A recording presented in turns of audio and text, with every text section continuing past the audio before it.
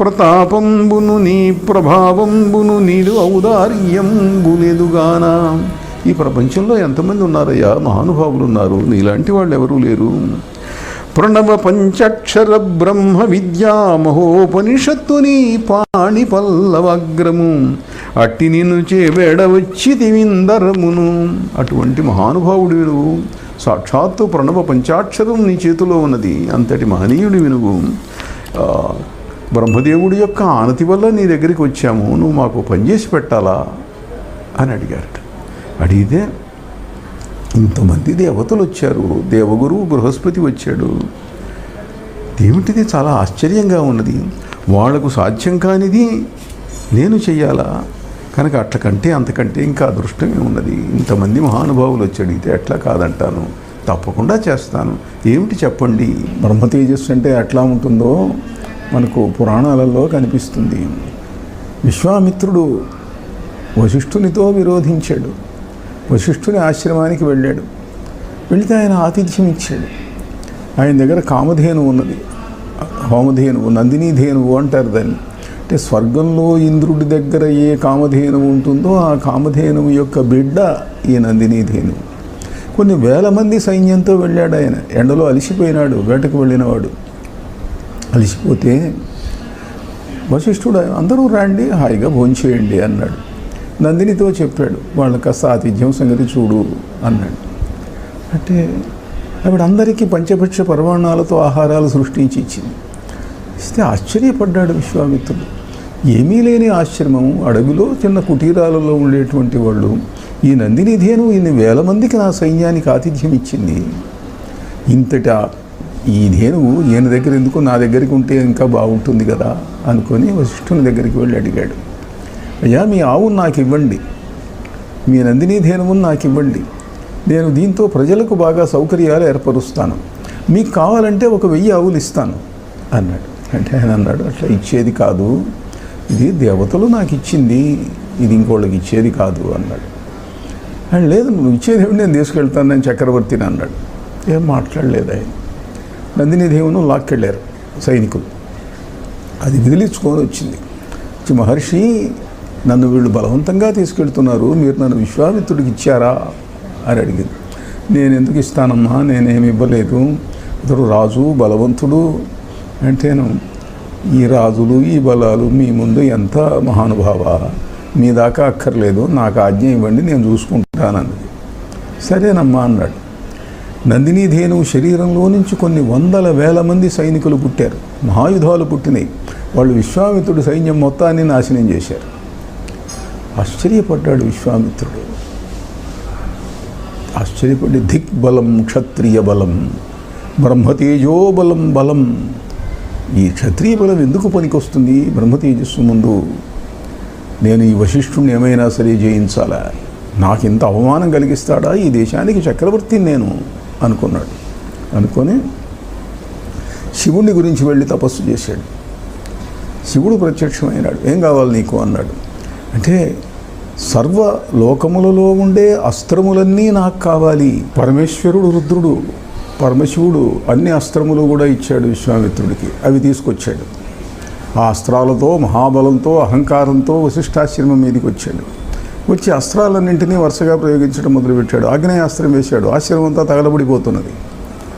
అందరూ పరిగెత్తుకుంటూ వశిష్ఠుడి దగ్గరికి వెళ్ళా, విశ్వామిత్రుడు వచ్చాడు, అస్త్రాలు వేస్తున్నాడు అంటే వచ్చాడు. ఏమయ్యా, ఎందుకు ఇట్లాంటి పని చేస్తున్నావు, నీకు మేమేం అపకారం చేశాము అంటే వినలేదు. అపకారం చేయటం ఏమిటి, నేను అడిగింది ఇవ్వలేదు నువ్వు అన్నాడు. ఇది ఏం చేస్తావు, ఏం చేస్తున్నానో చూస్తున్నావుగా, ఈ ఆశ్రమం మొత్తాన్ని నాశనం చేస్తాను, నేను నాశనం చేస్తాను అన్నాడు. ఆయన నవ్వి ప్రయత్నించు అన్నాడు. ఆయన దగ్గర యోగదండం ఉన్నది, బ్రహ్మదండం. ఆ బ్రహ్మదండం ఎదురుగా పెట్టుకొని కూర్చున్నాడు. ఈయన అన్ని అస్త్రాలు వరుసగా వేస్తున్నాడు. ఆ బ్రహ్మదండం అన్నింటినీ మింగుతున్నది. చిట్ట చివరకు బ్రహ్మాస్త్రం వేశాడు, అన్నింటినీ మించింది. ఆ బ్రహ్మాస్త్రం బ్రహ్మదండాన్ని కింద పడేసి వశిష్ఠుడి మీదకి వచ్చింది. దాన్ని వశిష్ఠుడు మింగేశాడు. అయిపోయినాయా, ఇంకేమన్నా ఉన్నాయా అన్నాడు. ఇంకేం లేవు, అయిపోయినాయి అన్నాడు. అయితే పో అన్నాడు. వాడు వెళ్ళాడు. ఏమిరా ఇది, ఇంత తేజస్సు, ఇంత శక్తి, ఇన్ని అస్త్రాలు కూడా ఆయన మీద పనిచేయలేదే. నేను కూడా ఆయనలాగా బ్రహ్మర్షిని కావాలి అనుకున్నాడు. అనుకొని రాజ్యాన్ని పిల్లలకు ఎవరికో అప్పగించేసి మాలిని నదీ తీరానికి వెళ్ళి తపస్సు చేయటం మొదలుపెట్టాడు. తపస్సు చేస్తున్నాడు, ధ్యానం చేస్తుంటే గాయత్రీదేవి సాక్షాత్కరించింది. నీకు నా మంత్రాన్ని ఇస్తున్నాను అన్నది. మంచి తల్లి అన్నాడు. గాయత్రి మంత్రాన్ని 1000 ఏళ్ళు తపస్సు చేశాడు, 1000 ఏళ్ళు జపం చేశాడు. 1000 ఏళ్ళు జపం చేస్తే ఆయనకు అపారమైనటువంటి శక్తి వచ్చింది. 3 లోకాలకు ప్రభువు ఇంద్రుడు, భూలోకం, భువర్లోకం, సువర్లోకం అన్నింటికీ ప్రభువు ఇంద్రుడు. ఇంద్రుడు చూస్తుంటాడు ఎవరెవరు తపస్సు చేస్తున్నారు, ఎవరెవరు ఏం పని చేస్తున్నారు. ఆయన ప్రభువు కదా, గూఢచారులు ఉంటారు. చూస్తున్నాడు. చూస్తూ ఈ విశ్వామిత్రుడు తపస్సు చేస్తున్నాడు. మొన్నటిదాకా రాజు అయినా వశిష్ఠుడి మీద కోపంతో తపస్సు చేస్తున్నాడు. కామక్రోధాలు కలిగిన వాడినా ఈయన తపస్సు చేసి దివ్యశక్తి వస్తే నేను వశిష్ఠుడి మీద పోట్లాడాడు, రేపు నా మీదకి వస్తే నేను మాత్రం ఏం చేస్తాను, నీ రాజ్యం నాకు విడిచిపెట్టి వెళ్ళిపో అంటే ఈయన చెడగొట్టాలి ఈ తపస్సు అనుకున్నాడు. అనుకొని మేనకను పిలిచాడు. మేనకా నువ్వు వెళ్ళు, విశ్వామిత్రుడు తపస్సు చెడగొట్టు అన్నాడు. అంటే ఆమె వెళ్ళింది, ఆడింది, పాడింది. ఆమె యొక్క సౌందర్యానికి వశుడైపోయినాడు. ఆ వశుడైపోయి తపస్సు మానేశాడు, ఆమెతో విహరించడం మొదలుపెట్టాడు. ఆమె జాగ్రత్తగా ఇతడి తపస్సు మొత్తం ఖర్చు పెట్టించేది. మంచి వానాకాలం, మల్లెపూలు ఉండవు, నాకు మల్లెపూలు కావాలా మహర్షి అనేది. మల్లెపూలు సృష్టించి ఇచ్చేవాడు తపశ్శక్తితో. ఇట్లా ఏది కోరితే అదల్లా తపశ్శక్తితో ఇచ్చాడు. ఇవాళ హిమాలయాలలోకి వెళ్ళాలి, రండి, వెళ్ళేవాడు. ఆకాశంలో తపశ్శక్తి ఖర్చు పెడితే ఏదైనా చేయొచ్చు. 1 సంవత్సరం గడిచింది. మేనక గర్భవతి అయింది.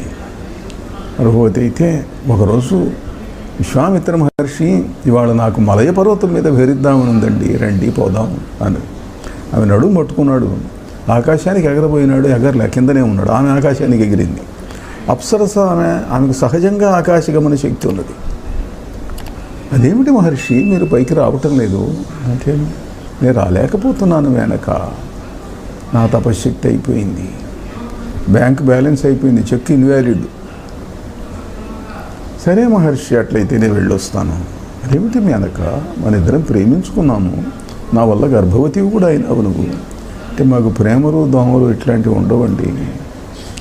ఇంద్రుడు నన్ను పంపించాడు మీ తపస్సు చెడగొట్టమని, ఆయన ఆజ్ఞ నిర్వర్తించాను, నేను వెళ్తున్నాను. వెళ్ళిపోయింది. 1000 ఏళ్ళు చేసిన తపస్సు కామానికి లొంగి పాడు చేసుకున్నాను, ఇంకా ఎన్నడూ ఏ స్త్రీకి లొంగకూడదు అని అనుకున్నాడు. అనుకొని మళ్ళీ 1000 ఏళ్ళు తపస్సు చేశాడు. ఈసారి ఇంద్రుడు రంభను పిలిచాడు. రంభ, నీకు డ్యూటీ వేస్తున్నాను, నువ్వు వెళ్ళు అన్నాడు. అంటే వెళ్ళనండి, వద్దండి. ఒకసారి మేనకకు లొంగాడు. ఆయన సామాన్యుడు కాదు, మహాకోపిష్టి. ఆయన ప్రతిసారి లొంగుతాడని అనుకోకండి. వనజభవ ప్రభావుడగువాని వశిష్ఠు అపత్యశోకమన్వన నిధిలోన ముంచిన అవారిత సత్వుడు నిన్ను దొట్టి అనిమిషులెల్లవానికి భయం పడుచుండుదురు అట్టి ఉగ్ర కోపను కడకేగి నిల్వన పాడియే ధర్మువే పాకశాసన. ఆయన కోపిస్తే ఏమైనా చేస్తాడండి. వశిష్ఠుడి యొక్క 100 కొడుకులను చంపించాడు, సామాన్యుడు కాదు ఆయన. అవన్నీ నీకు అనవసరం, నేను ఆజ్ఞాపిస్తున్నాను, నువ్వు వెళ్ళు, నీ పని చేయను చేయన్నాడు. ఆమె వెళ్ళింది, ఆడింది, పాడింది. విశ్వామిత్రుడు చూశాడు. ఈ అప్సరసలకు బుద్ధి లేదా, ఇంక ఇదేం పనే, నేను లొంగుతాను అనుకుంటున్నావా, ప్రతిసారి నన్ను ఈ రకంగా మోహపరచటానికి వచ్చావు కాబట్టి నువ్వు 1000 ఏళ్ళు పాషాణముగా ఉండవుగాక అని శపించాడు. రంభ కాస్త రాయి అయిపోయింది. విశ్వామిత్రుడు చూశాడు, ఈ రంభ 1000 ఏళ్ళు పాషాణముగా ఉండాలి అని అంటే ఏమైంది, ఆయన 1000 ఏళ్ళు చేసిన తపశ్శక్తి ఖర్చు అయిపోయింది. అయ్యో, ఇంతకుముందు మేనకతోటిగా సుఖపడినన్నా సుఖపడ్డాను 1000 ఏళ్ళ తపస్సుతోటి, ఇప్పుడు ఈమెను రాయిగా ఉంచడానికి సరిపోయింది. ఈసారి క్రోధానికి లొంగిపోయినాను, ఇంకా ఎన్నడూ దేనికి లొంగకూడదు. అరిషడ్ వర్గాలకు కామ క్రోధ లోభ మోహ మద మాత్సర్యాలు దేనికి లొంగకూడదు అనుకున్నాడు. బ్రహ్మర్షిత్వాన్ని సాధించాడు ఆయన. మళ్ళీ 1000 ఏళ్ళు తపస్సు చేశాడు. ఈసారి ఈ మాలినీ తీరాన్ని విడిచిపెట్టి హిమాలయాలలో సిద్ధాశ్రమం అని ఉన్నది. ఆ సిద్ధాశ్రమానికి వెళ్ళి అక్కడ తపస్సు చేశాడు. సిద్ధాశ్రమం అని అంటే టిబెటన్ భాషలో షాంగ్రీలా అని అంటారు. చాలా అద్భుతమైన ప్రదేశం, రహస్యమైన ప్రదేశం. అక్కడ మామూలు వాళ్ళకి ఎవరికి ప్రవేశం ఉండదు. దాని మీద ఎన్నో గ్రంథాలు వచ్చినాయి. అక్కడ వందల వేల సంవత్సరాల భౌతిక శరీరాలతో ఉండేటువంటి మహర్షులు, సిద్ధులు, యోగీశ్వరులు ఉంటారు. ఆ షాంగ్రీలా ఎక్కడ ఉన్నదో కనుక్కోవటానికి దేశ విదేశాల వాళ్ళు, పాశ్చాత్యులు, అమెరికన్స్ ఎన్నో వేల లక్షల డాలర్లు శాంక్షన్ చేశారు. కనుక్కోవటానికి